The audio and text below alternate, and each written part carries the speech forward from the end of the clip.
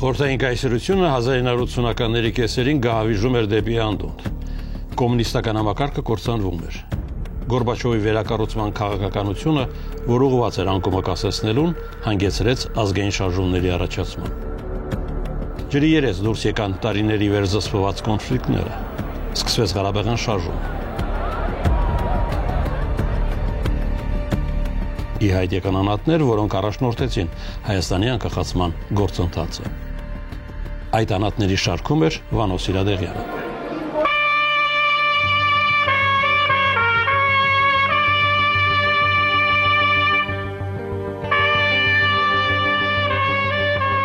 Վանո Սիրադեղյանի անունը հանրությանը հայտնի դարձավ 88-ին, ազգային ազատագրական շարժման այն փուլում, երբ ձևավորվեց Ղարաբաղ կոմիտեի, կազմկոմիտեի երկրորդ 11 հոգանոց ցանկը։ Այդտեղ էին Բաբկեն Արարքցյանը, Համբարձում Գալստյանը, Սամվել Գևորգյանը, Ալեքսան Հակոբյանը, Ռաֆայել Ղազարյանը, Սամսոն Ղազարյանը, Վազգեն Մանուկյանը, Աշոտ Մանուչարյանը, Դավիթ Վարդանյանը, Վանո Սիրադեղյանը եւ Լևոն Տեր-Պետրոսյանը։ Վանոն պետական մտավորականներ էր անվանում շարժման հիմքերում կանգնած այն մարդկանց, որոնք ամեն ինչ անում էին շարժումը հակասովետական չդարձնելու համար, որպեսզի այն մնա ԽՍՀՄ գաղափարախոսության սահմաններում։ Այս երկրում, սովետական երկրում, կոմունիստական երկրում, կոմունիստական կուսակցության տոտալիտար երկրում, հնարավոր չի որ լինի քաղաքական գործիչ։ Հայաստանում կոմունիստական կուսակցության մեջ, թե մտավորականության մեջ, միջև շարժումը առհասարակ հայ ժողովրդի մեջ հնարավոր չէ լինել քաղաքական գործիչ։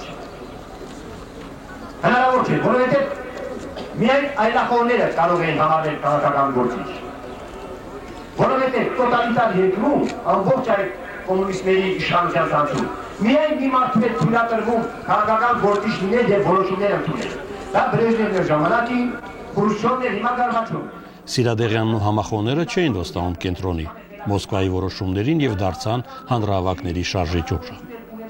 Սիրադեղյանը ծնվել է 1946 թվականին Կոթի գյուղում։ Նախքան Ղարաբաղ կոմիտեին միանալը նա արդեն հարգված գրող էր։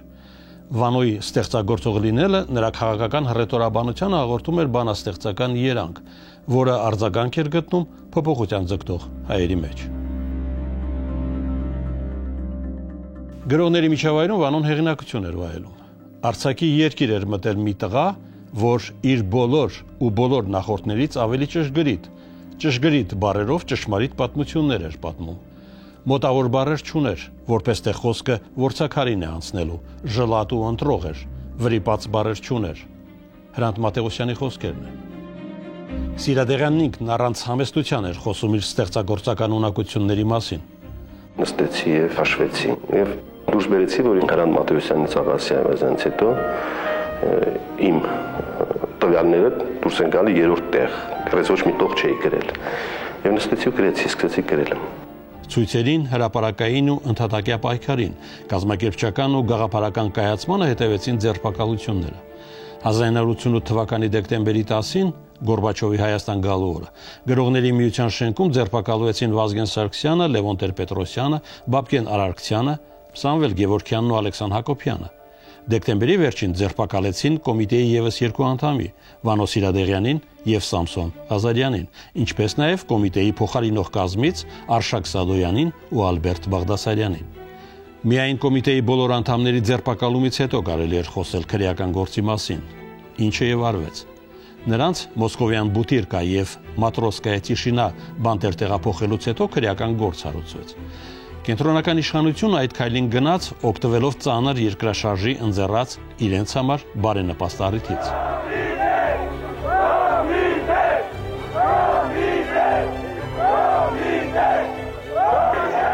6-ամսյա բանտարկությունից հետո 1989 թվականի մայիսին կոմիտեի անդամներն ազատ արձակվեցին։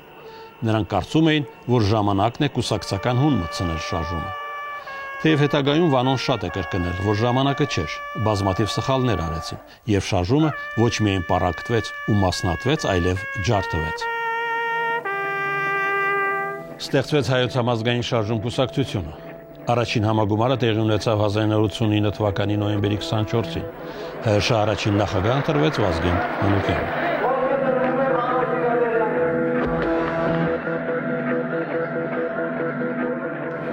Մենք կարծում ենք, որ պետք է շնորհավորել այսօր հայ ժողովրդի այս համագումարի առումով։ Ընտրված վարչությանը շնորհավորելու փոխարեն ես մաղթում եմ ամենօրյա քրտնաջան բեռնավոր աշխատելու ընդունակություն, միաբանություն, միասնություն և քաջություն։ Ծրագիրը իր կենսունակությունն է հաստատել և այսուհետև այս ծրագրով եկե գնա դեպի հայ ժողովրդի անկախ պետականության վերականգնումը։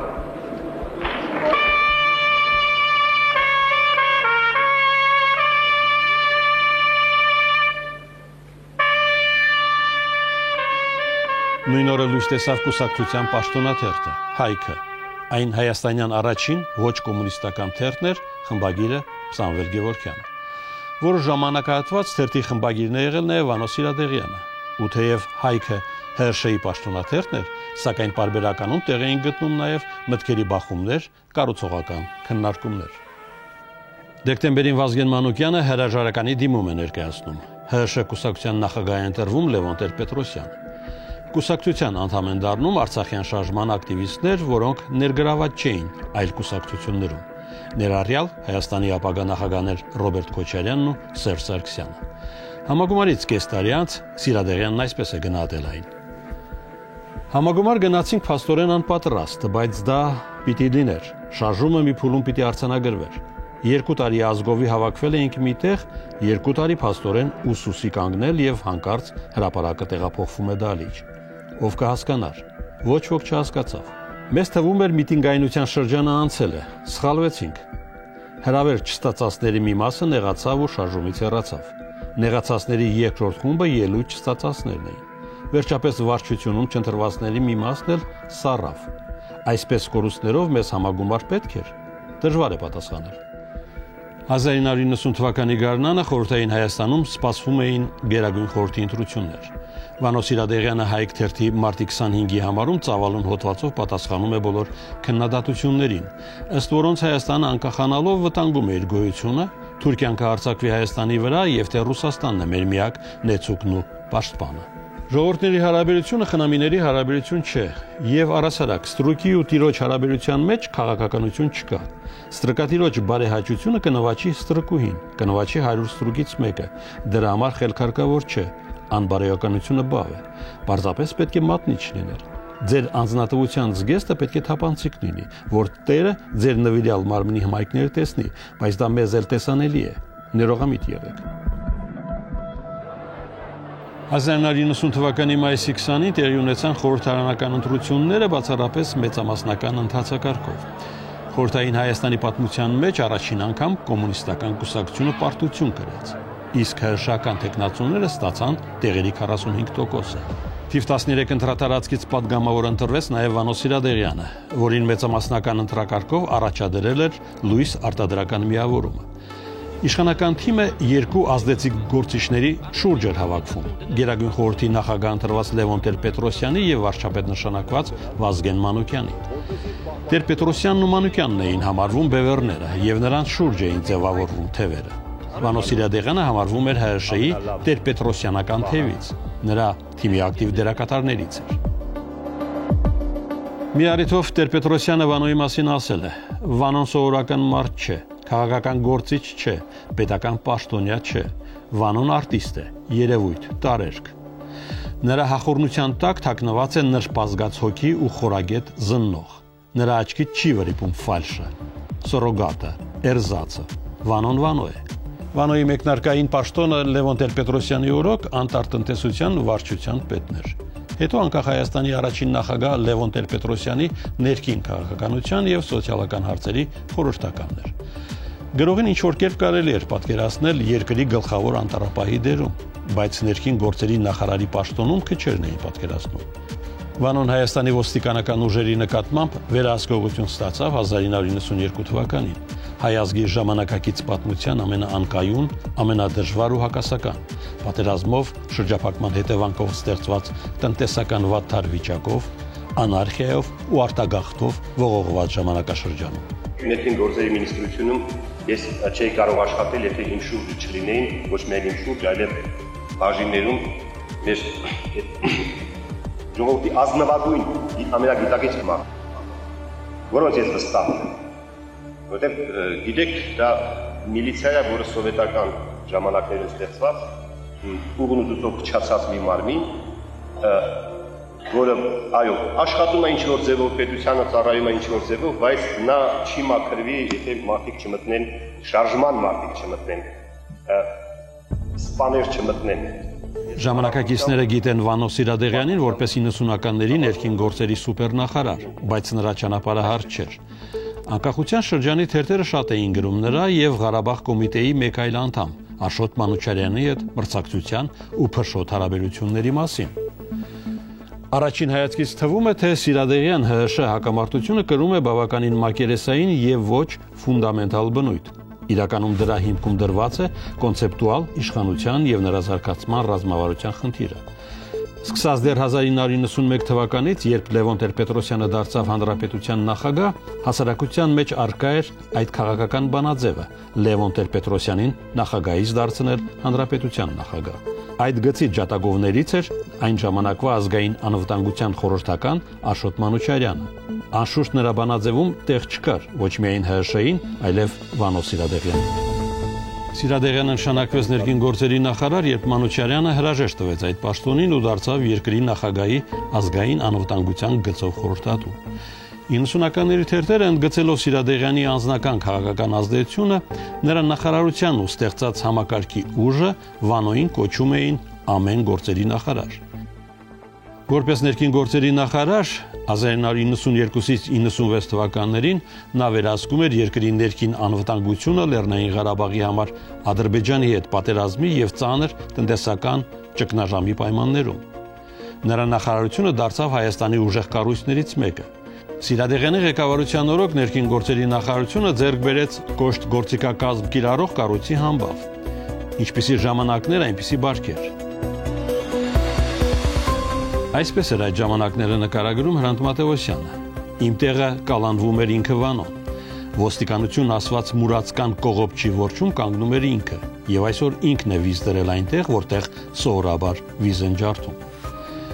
Սիրադեղյանն ինքն էր նշում, որ ամենաթողություն է երկրում, զինված բանդաներ, զինված խմբեր, թե իշխանական, թե ընդդիմադիր, որոնք վերահսկողությունից դուրս էին եկել, եւ այդ ամենի հետ պետք էր ինչ-որ բան անել։ Ապրում էի ամառանոցում, երբ որ ինֆարկտ ստացա, եւ հիվանդանոցից տեղափոխեցին այդ փուճուր շենքերից մեկը, դա չէ, որ կազդուրվեմ, շուտ դուրս եկան հիվանդանոցից, դվին հյուրանոցում մեր պետության ղեկավարների ամառանոցի կողքը հարկերում ամբողջ զինվորականներ են, ջոկատներ են, ոչ միայն այդտեղ էին կրակում, ոչ միայն քաղաքում զինված ջոկատները հանցագործ իրենց ջոկատ համարող, իրենց պատերազմող համարող քաշ են գալիս ոչ միայն գնդացիներով, այլև գրանատամյութերով, եւ դրան գումարած ամենանվաստացուցիչը բոլորիս համար այն էր, որ ժամանակ առ ժամանակ այդ Ծիսանակաբերդի վետերով կար, ջոկատները գնմխում էին այնտեղ եւ այդ լուսացիր գնդակներով գնդակոծում էին ամառանոցը պետության ղեկավարների նստավայրը իրենց իսկ կամ չգիտեն որ ինչ ջոկատներ գնդակոծության տակ են կամ ես իրոք պիտի գնայի դուրս գայի ամեն ինչից գլուխս առնեի գնայի մեր տուն կամ պետք է ինչ-որ բան ձեռնարկի եւ ես այդ վերջնագիրը ներկայացրեցի այն ամենին եւ գնացի ներքին գործերի նախարարություն։ Վանո Սիրադեղյանը հայտնի դարձավ քրեական հեղինակությունների ու քրեական աշխարհի դեմ իր անզիջում պայքարով։ Եվ անոնց սկսեց կարգուկանոն հաստատել ամենակոշտ միջոցներով։ Ոմանց կալանավորում էին, մյուսներին 24 ժամ էին տալիս երկիրը լքելու համար։ Ասում են, որ Հայաստանից փախչող քրեական հեղինակությունների հոսքը զանգվածային բնույթ էր ստացել եւ նույնիսկ անհանգստացրել Ռուսաստանի Դաշնության ներքին գործերի նախարար Վիկտոր Երինին։ Նա այդ թեմայով բողոքել էր Սիրադեղյանին։ Քննադատներն ու հակառակորդները Սիրադեղյանին մեղադրում էին հատուկ ստորաբաժանումներ ստեղծելու համար, որոնք թիրախավորում էին քաղաքական հակառակորդներին, ավազակապետությամբ զբաղվում ու ներքաշված էին քաղաքական սպանություններում։ Այդ տարիներին Հայաստանը պայքարում էր նոր պետություն կառուցելու մարտահրավերների դեմ։ պատերազմի, շրջափակման, էներգետիկ, տնտեսական քայքայման, սովի վտանգի ու պարենային ճգնաժամի պայմաններում։ Առջևում հաղթական պատերազմի զինադադարն էր, սահմանադրության ընդունումն ու նախագահական ընտրությունները։ Տեր-Պետրոսյանը մեղադրվում էր սուպերնախագահական սահմանադրության հաստատման համար։ 1994 թվականի մայիսին Արցախյան ճակատում զինադադարը հանրության ու քաղաքական ուժերի ուշադրությունը վերադարձրեց ներքաղաքական կյանք։ Իշխանությունն ու ընդդիմությունը պատրաստվում էին 1995 թվականի խորհրդարանական ընտրություններին, սահմանադրական հանրաքվեին ու 1996 թվականի նախագահական ընտրություններին։ Դեկտեմբերին նախագահ Տեր-Պետրոսյանի հրամանագրով կասեցվեց ամենազորեղ ընդդիմադիր ուժի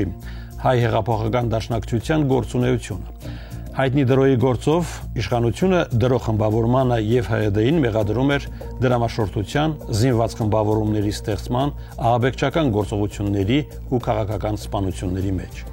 Տեր-Պետրոսյանը դրո կառույցին էր մեղսագրում նաեւ Երևանի նախկին քաղաքագլուխ Ղարաբաղ կոմիտեի հիմնադիր անդամ Համբարձում Գալստյանի սպանությունը։ Այս փուլում սրվել էին Վանո Սիրադեղյանի եւ իշխող ՀՀՇ-ի ու դրա նախագահ Տեր Հուսիկ Լազարյանի հարաբերությունները, ինչը ակնհայտ էր Սիրադեղյան կառավարություն ՀՀՇ հակասությունից։ ՀՀՇ վարչության նախագահ Տեր Հուսիկ Լազարյանը մայիսի 31-ին հայտարարեց, որ ոմանք չունենալով քաղաքական նպատակներ ձգտում են անկատար ու խառը ժամանակներում շահ ստանալ կամ ձեռք բերել ավելի մեծ իշխանություն։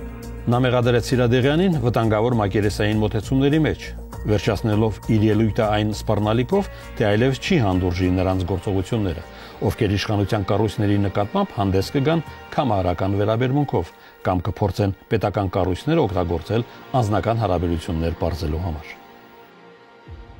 Սիրադեղյանը ՀՀՇ-ի հենարան համարվող կառավարությանը մեղադրում էր կաշառակերության ու գողության համար։ Զուգահեռաբար իրեն ու իր համակարգին ներկայացնելով նախագահ Տեր-Պետրոսյանի միակ ու վստահելի հենարան։ Նա նույնիսկ հայտարարեց, որ սահմանադրության ընդունումից հետո ՀՀՇ-ն կավարտի իր պատմական առաքելությունը։ Տեր-Պետրոսյանի իշխանությունը ռեբրենդինգի կարիք ուներ, այն պետք է դիստանցավորվեր ՀՀՇ-ից, ներկայանար որպես բոլորի, ոչ թե ՀՀՇ-ի իշխանություն, թույլատնելով իշխանություն ժողովուրդ լարումը։ Հայաստանի Գերագույն խորհրդի ընտրություններն ու սահմանադրական հանրաքվեն նշանակվեցին նույն օրը 1995 թվականի հուլիսի 5-ին։ Սահմանադրությանը կողմ քվեարկեց ընտրողների 68%-ը։ Խորհրդարանական ընտրություններում 43.9%-ով հաղթեց Իշխանական Հանրապետություն դաշինքը, որը ներկայացնում էին ՀՀՇ-ն, ՀՀԿ-ն եւ մի քանի այլ կուսակցություններ։ Երկրորդ տեղում Շամիրամ կուսակցությունն էր 17.4%-ով։ Երրորդը Հայաստանի կոմունիստական կուսակցությունն էր 12.4%-ով։ Չորրորդ տեղում նախկին վարչապետ, պաշտպանության նախարար, նախկին Ղարաբաղ կոմիտեի հիմնադիր անդամ Վազգեն Մանուկյանի ազգային ժողովրդավարական միությունն էր 7.7%-ով։ Հինգերորդը Պարույր Հայրիկյանի ազգային ինքնորոշում միավորումն էր 5.7%-ով։ Շամիրամը 1990-ականների առաջին կեսի ֆենոմեններից էր, որը 8 անդամով անցավ խորհրդարան, հավաքելով 130,000 ձայն, առաջ անցնելով հիմնական ընդդիմադիր ԱԺՄ-ից ու կոմունիստներից։ Քաղաքում խոսում էին, որ Սիրադեղյանն է կանգնած Շամիրամ կանանց կուսակցության բրենդինգի ու առաջխաղացման հետևում։ Կուսակցության հայտնի անդամներից էին Հրանտ Մաթևոսյանի դուստրը Շողեր Մաթևոսյանը, երգչուհի Նադեժդա Սարգսյանը։ Ընդդիմությունը հայտարարեց, որ ինչպես խորհրդարանական ընտրությունների, այնպես էլ հանրաքվեի արդյունքները կեղծվել են։ ԵԱԿ դիտորդները այդ ընտրությունները որակեցին ազատ, բայց ոչ արդար։ Իսկ 96-ը մարդկանց հիշողության մեջ մնաց որպես աղմկոտ, չարաբաստիկ, վիճելի, կեղծված նախագահական ընտրությունների տարի։ Աղմկոտ բառն օգտագործել է Լևոն Տեր-Պետրոսյանը, չարաբաստիկը Վանո Սիրադեղյանը, կեղծվածը Վազգեն Մանուկյանն ու ընդդիմադիր հատվածը, վիճելին միջազգային հանրությունը։ ԵԱԿ-ն, որ դիտում էր ընտրությունները, դրանք համարեց նաև միջազգային չափանիշներին չհամապատասխանող։ Հետընտրական զարգացումների, հակակառավարական ցույցերի, ազգային ժողովի շենքի գրոհից բացի ընդդիմության տեխնացու Վազգեն Մանուկյանը Տեր-Պետրոսյանին մեղադրում էր ընտրությունները կեղծելու իր հաղթանակը գողանալու համար։ Ասուբերջ Տեր-Պետրոսյանը խամաճիկ է հանցագործ խմբերի ձեռքին։ Վազգեն Մանուկյանը հանցագործներ էր համարում Վանո Սիրադեղյանին ու Վազգեն Սարգսյանին։ Մանուկյանն ու իր կողմնակիցները գրոհեցին ազգային ժողովի շենքը ընտրություններից 3 օր անց 1996 թվականի սեպտեմբերի 25-ին։ Ծեծի ենթարկելով ազգային ժողովի նախագահ Բաբկեն Արարքցյանին ու փոխնախագահ Արա Սահակյանին։ Ի պատասխան մեկնաբանելով խորհրդարանի վրա գրողը Վանո Սիրադեղյանը Մանուկյանին եւ նրա թիմակիցներին անվանեց հոգեգարների խումբ։ Նրանք որպես քաղաքական գործիչ մեկընկնիշտ դիակ դարձան։ Եվ կձերբակալվեն բոլոր ղեկավարները, հրահրողները, բոլոր նրանք, ովքեր ղեկավարել են այդ ջարդը եւ ծեծը, եւ դուք հեռուստատեսությամբ կտեսնեք, թե ինչի է ընդունակ հոգեգարների մի խումբ, որոնք իրենց քաղաքական գործի տեղ են դնում։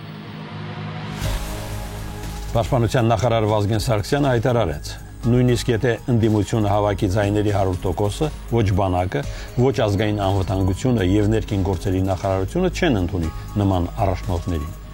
Հետագայում Տեր-Պետրոսյանը 2011 թվականի հոկտեմբերի 3-ի իր ելույթում հիշեց, որ այդ օրվա անվտանգության ապահովման պատասխանատվությունը դրված էր Սերժ Սարգսյանի վրա, որպես ազգային անվտանգության նախարար։ Ոչ Վանո Սիրադեղյանը, ոչ Վազգեն Սարգսյանն այս հարցում որևէ լիազորություն չունեին եւ ենթարկվում էին նրան։ Հետո արդեն 1998 թվականին Հայաստանի ազգային հեռուստատեսության Մարդու ժամանակը հաղորդաշարի ընթացքում Սիրադեղյանը խոսեց 1996 թվականի սեպտեմբերի 22-ի նախագահական ընտրությունների մասին։ 96 թվականին ընտրությունները չարաբաստիկ ընտրություններ են։ Որտեղ ընտրությունից մեկ ամիս առաջ պարզ դարձավ, որ ձախողվում է ընտրությունները, ապաշնորհությունն ընտրությունների կամպանիայի եւ այնուամենայնիվ դա ավելի շատ վերագրում է ամբողջ 96 թվականի անհամությունը Տեր-Պետրոսյանի հոգնածությանը։ Կարծես սպառել էր իրան, համդեպս հոգնել էր։ Երկրորդ փուլ չեղավ։ Եվ 96 թվականի այդ դեպքերից հետո նախագահն գավ երամսյա դեպրեսիայի մեջ եւ իմ գնալը այնուամենայնիվ ես դիմեցի, որ ես գնում եմ արդեն, դուրս եմ գալիս, արագացրեց գոնե կառավարություն կազմելը։ Առանց այն էլ որ մարդիկ ուսահատված էին, ամբողջ պետական համակարգներ լուծարված, չեր աշխատում։ Բոլոր գործերի նախարար Տիտղոսը ցույց էր տալիս, որ Վանո Սիրադեղյանը սկսել էր խառնվել պետության գործերին, ներքին գործերի նախարարությունը հռչակելով պետության ողդաշար ու հենարան։ Հայաստանի երկաթուղու վարչության պետ Համբարձում Ղանդիլյանի ու մի շարք քաղաքական այլ սպանություններ սկսել էին վերագրել Վանո Սիրադեղյանին։ Ներքին գործերի նախարարության առնչվող, ինչպես նաև 96 թվականի նախագահական ընտրությունների ընթացքում բռնությունների ամբողջ պատասխանատվությունը դրվում էր ներքին գործերի նախարար Վանո Սիրադեղյանի եւ պաշտպանության նախարար Վազգեն Սարգսյանի վրա։ Հատկապես 1995 թվականի սահմանադրական եւ խորհրդարանական ընտրություններից հետո, որպես Տեր-Պետրոսյանի ուժային քաղաքական հենարան, Սիրադեղյանն արդեն համարվում էր վարկանիշը կորցնող։ Ի վերջո վիճակը հանգուցալուծվեց Սիրադեղյանի հրաժարականով։ Վանոն իրեն ու իր կառույցը համարում էր բանակի ու մյուս սուպերնախարարի Վազգեն Սարգսյանի հակակշիռը եւ ոչ մեկի համար զարմանալի չէր, երբ 1996 թվականի ընտրությունների ծեծով ու բռնություններով ուղեկցված հետընտրական ողբերգության իշխանության ճգնաժամի պայմաններում Տեր-Պետրոսյանը իշխանության հեղինակությունը ինչ որ կերպ փրկելու համար զոհաբերեց Սիրադեղյանին։ Տարիներ անց Սիրադեղյանը մեկնաբանում է իրավիճակը։ Համոզված եմ, որ ես եւս 2 տարի անելիք ունեմ ներքին գործերի նախարարությունում, բայց նախագահը ասաց, որ ժամանակն է տեղափոխվել։ Նույնիսկ գնալ ես 6 ամիս հետաձգեցի իմ դուրս գալը, բայց գնալուց առաջ ես Տեր-Պետրոսյանին ասացի, որ երկիրը մնում է միահեծան բանակի իշխանության տակ, եթե ես դուրս եմ գալի ներքին գործերի նախարարությունից։ Դրա մասին մտածի, շատ վտանգավոր քայլ ես անում։ Տեր-Պետրոսյանն այս քայլով ոչ միայն փորձում էր ազատվել Սիրադեղյանի արդեն ձևավորված բացասական վարկանիշից, այլև ներքին գործերի նախարարություն ու ազգային անվտանգության ծառայությունը միավորելով ու հանձնելով Սերժ Սարգսյանին, ձգտում էր բալանսավորել Վազգեն Սարգսյանի եւ բանակի ազդեցությունը։ Ներքին գործերի նախարարությունից իմ դուրս գալուց սկսվեց այդ դիսբալանսը, որի հետևանքով 98 թվականին նախագահը գնաց։ Շատ ավելի ուշ իմացա, որ ոչ միայն ես տեղափոխվեցի, այսինքն ոչ միայն դիսբալանսը իմ գնալով էր խախտում, այլև նախագահը հրանգել էր Սերժ Սարգսյանին, որ գնա եւ ջարդի ներքին գործերի նախարարությունը։ Այսինքն երկրում երկու կառույցեր փաստորեն լիարժեք ձևավորված, մեկը բանակն էր, մեկը ներքին գործերի նախարարությունը։ Ոչ միայն դիսբալանսը եղածով պահպանելու մասին չմտածեցին, այլև փաստորեն հանձնարարությունը գացել էր, որ այդ եղած կառույցը կազմավորված ողջ կառույցը որ ջարդեն։ Դրա հետևանքը այսա ես չեմ ասում թե իշխանությունից դուրս գալը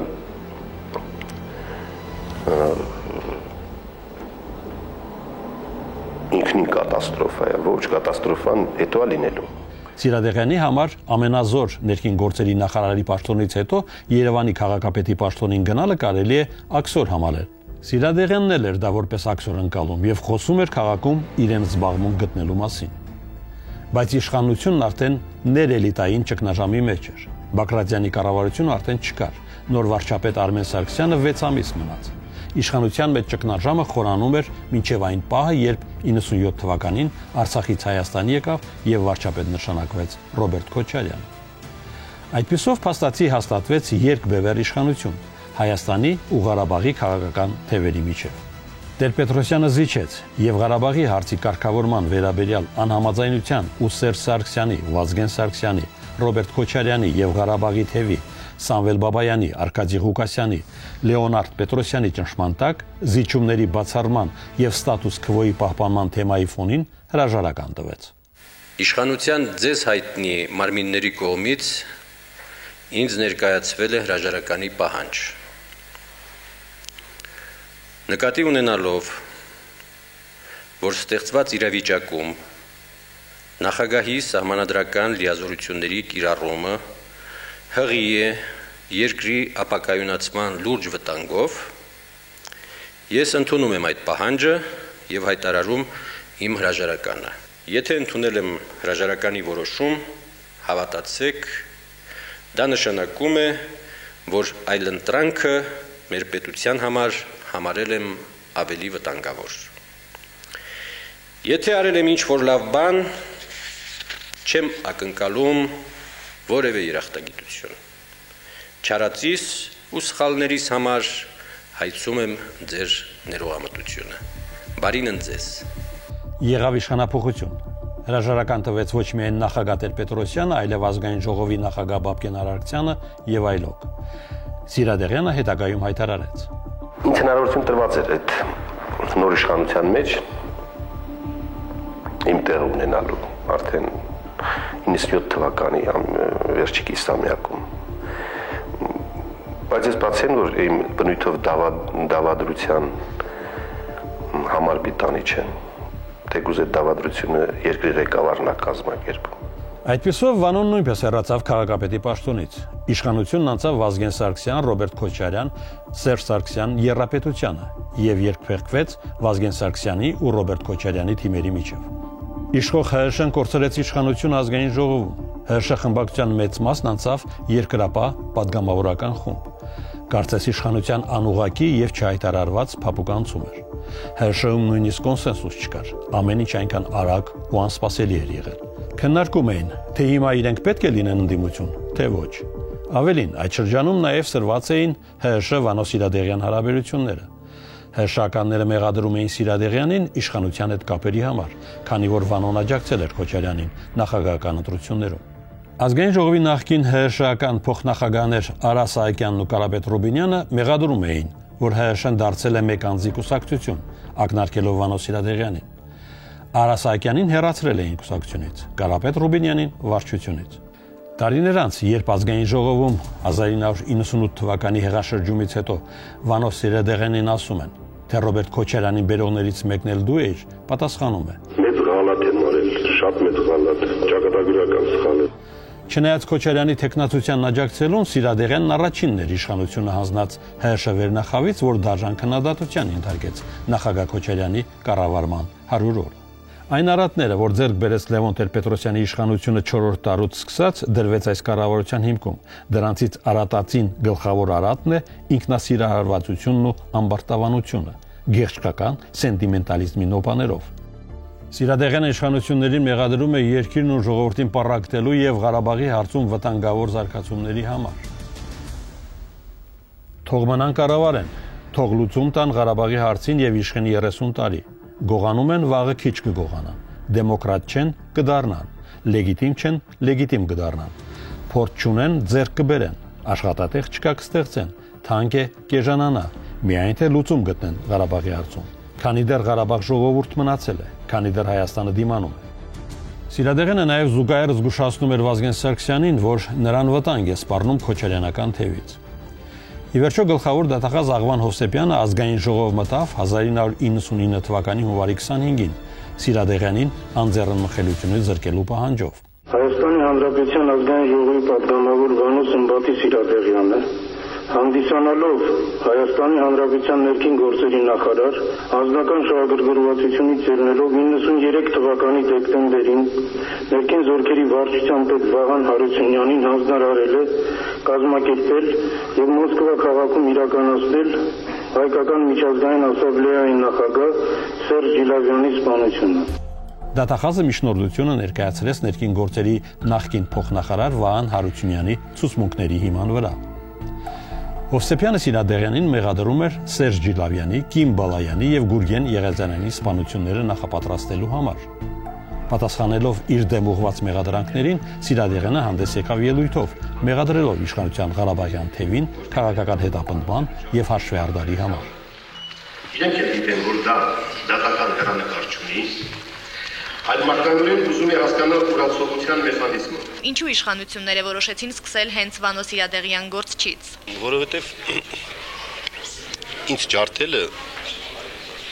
մեծ էֆեկտ կունենար։ Վանո Սիրադեղյան։ Իսկ վերջը սարսափեցնելու էֆեկտի մասին է խոսքը, որ կաթվածահար անեն եւ քաղաքական կյանքը եւ մարդկանց հոգեկան վիճակը։ Գլխավոր դատախազի սպանության առնչությամբ նույն մամուլի, նույն ոգով հիստերիայի բռնկումից հասկացա, որ իմ լավատեսության ջանքը անցել է ողջամտության սահմանը։ Խորխորոնու սպանությունից հետո լրիվ ստապվեցի։ Ինձ համար դժվար էր, քանի որ դեռ մտածում էի, որ այդ մարդկանց հետ մենք ընդհանուր մի գործ ենք արել ընդհանուր հայրենիքի համար։ Հեշտացավ, երբ հասկացա, որ այլևս դրանց հետ ընդհանուր հայրենիք չունեմ։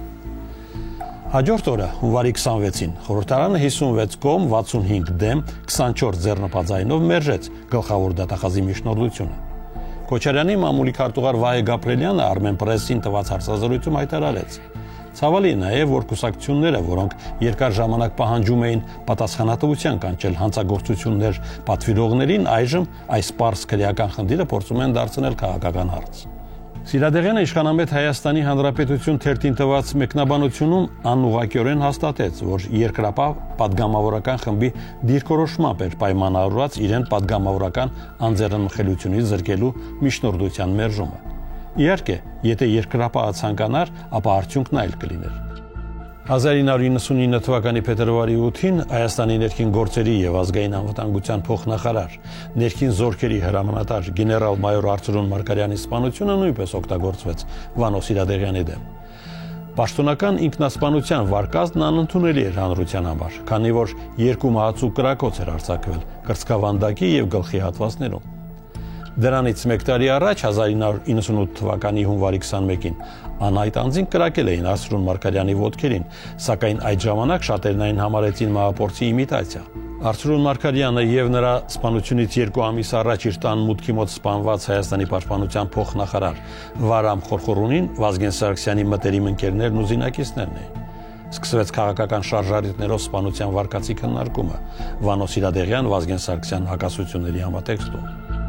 Սիրադեղյանի պատգամավորական անձեռնմխելիությունից զրկելու հարցով քվեարկությունը կայացավ 1999 թվականի փետրվարի 17-ին։